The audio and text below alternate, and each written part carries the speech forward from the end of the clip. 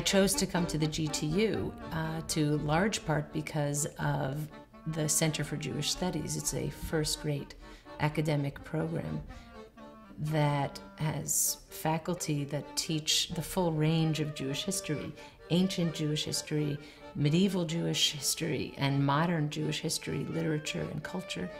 So it was my sense that there is this great scope that the Center for Jewish Studies can train and offer classes in such a great range of Jewish history.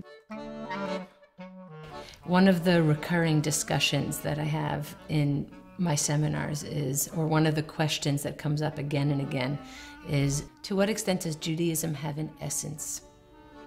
When studying Jewish history, often we encounter the change in Jewish life.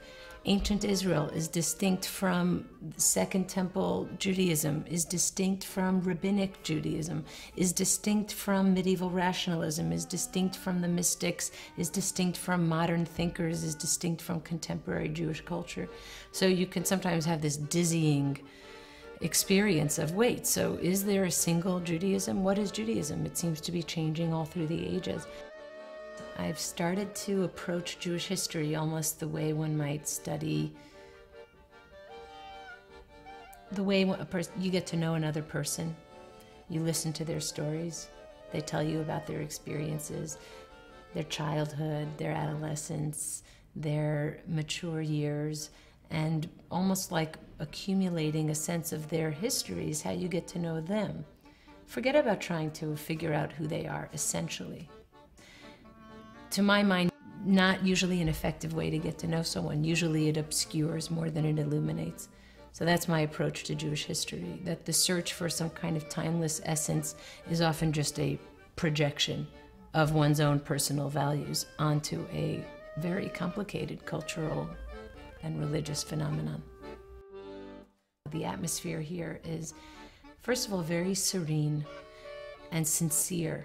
It's filled with people who are in the pursuit of understanding religion and history, and a lot of the students at the GTU intend to become leaders in their communities, and so they're going to be in the position of shaping the future of religious communities and secular communities.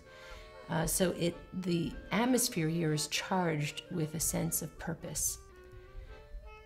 And that's striking because often one feels like you have to sacrifice scholarship for purpose. If you're too bound up in a purpose, then maybe your scholarship is skewed. But if you're only pursuing scholarship, then to some extent are you at risk of losing touch with the real needs and the pressing, issues of the day.